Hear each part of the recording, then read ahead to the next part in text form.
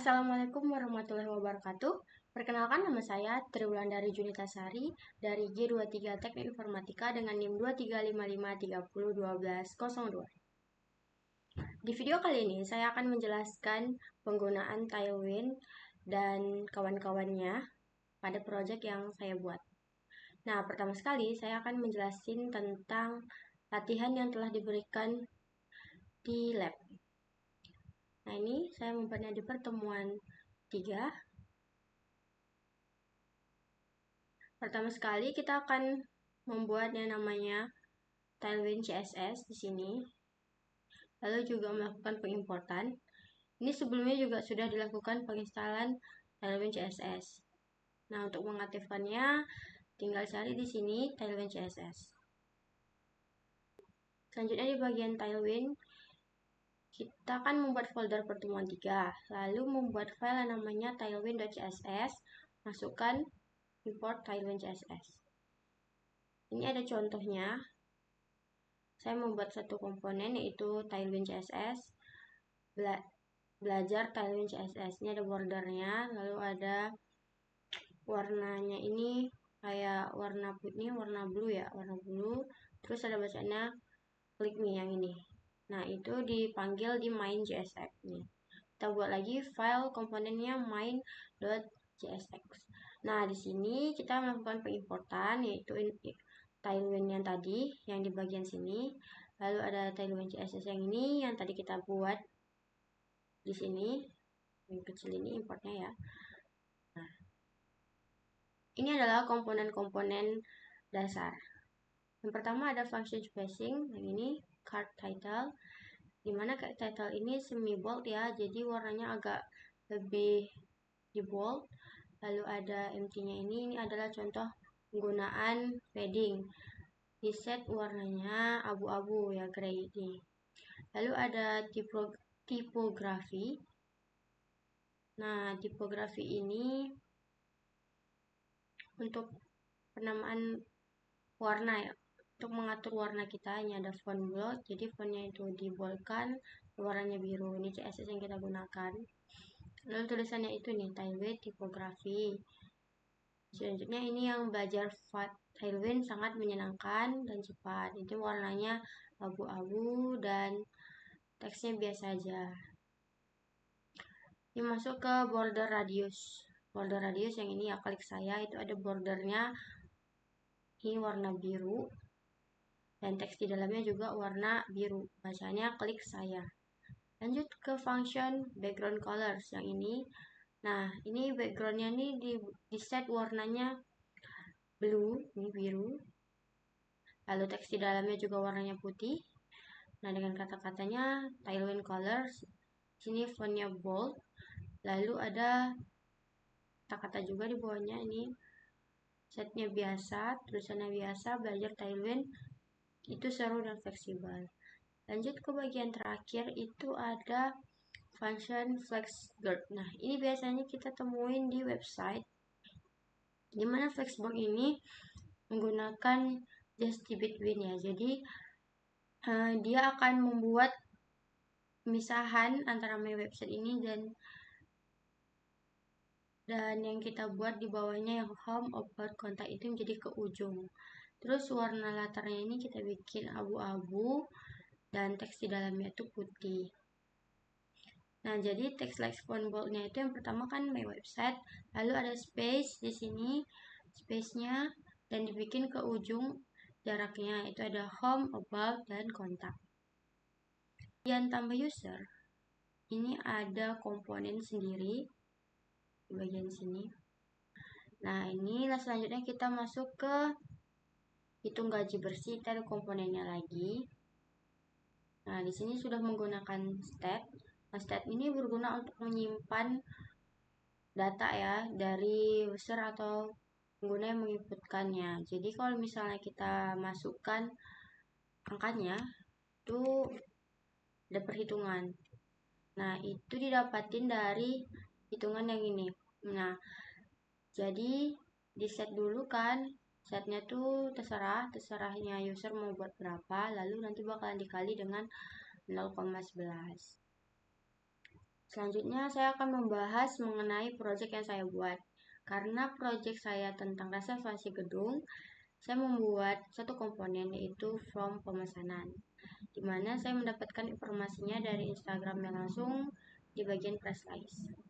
Nah, jadi di sini ada stat dan ini ada komponen-komponen lainnya yang saya buat di folder components, yaitu disebut dengan reusable component agar bisa dilakukan pemanggilan komponen di tempat yang lain atau kayak pemangkasan.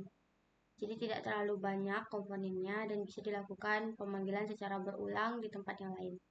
Nah, ini ada variabel isi dan class name. Jadi nanti kalau misalnya dilakukan pemanggilan tinggal dimasukkan class name-nya dan isiannya apa. Ada ya, komponen input file juga. Ini untuk bagian nama dan nomor HP. Ada type-nya ini yang dilakukan pengisian. Lonceng ini langsung berubah ketika dilakukan penginputan. Terus ada pesan error, kalau misalnya dia tidak sesuai dengan yang diminta maka akan merah. Lanjut ke select file, ini karena drop down, jadi ada juga saya buat dengan variabelnya label, value unsafe, dan optionnya apa. Jadi nanti optionnya itu ada 3. Kita lanjut ke bagian ini yang form pemesanannya. Kita lakukan pengimportan dari 3 komponen yang ada. Lanjut ke state ini. State-nya ini adalah berguna untuk menyimpan data dan langsung melakukan pemrosesan. Nah, penyimpanan data ini dilakukan oleh React ketika pengguna melakukan penginputan. Nah, ini default dari pengguna, terserah ya, berarti bebas karena titik 2. Dan selanjutnya ini bagian paket. Ini default pertamanya itu tampilan utamanya Penaroom. Nah, untuk paket listnya itu ada 3 paket, ada Calendar Room, Penaroom, dan Ballroom dengan harga yang udah di set itu ada 7 juta, 7 juta, 12.500.000. Harga yang udah di set ini bakalan muncul kalau semuanya udah terisi dengan benar. Nah, di sini ada validasinya. Jadi, validasi bagian nama itu harus diisi oleh huruf, nggak boleh angka. Jadi, kalau misalnya ini full angka, dia akan menampilkan pesan error. Dan bagian nomor HP itu berisi sekitar 10 nih, 10 sampai 15 digit. Jadi nggak boleh, dan dia nggak boleh huruf. Kalau misalnya huruf, dia bakalan menampilkan pesan error warna merah. Gitu juga yang bagian ini. Jadi yang validasi ini bermaksud ketika semua formnya sudah diisi dengan benar atau inputan yang sudah benar, maka yang warnanya di sini merah berubah menjadi biru. Tapi kalau misalnya belum, jadi masih warna merah.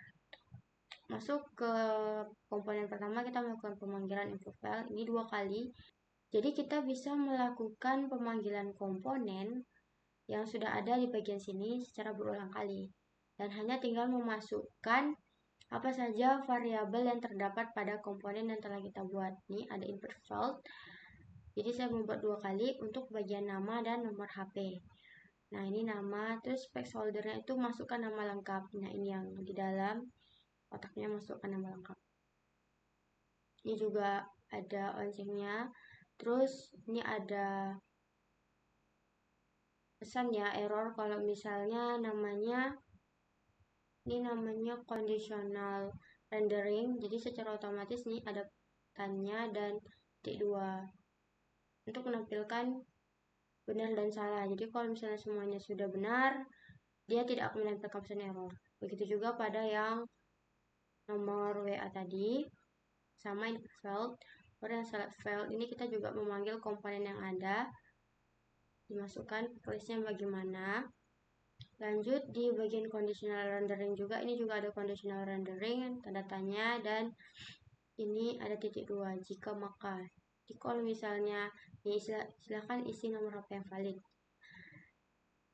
Jadi kalau misalnya ini masih kosong, dia secara otomatis akan menangkap pesan ini. Tapi kalau kita sudah mengisinya dengan benar, contohnya seperti ini.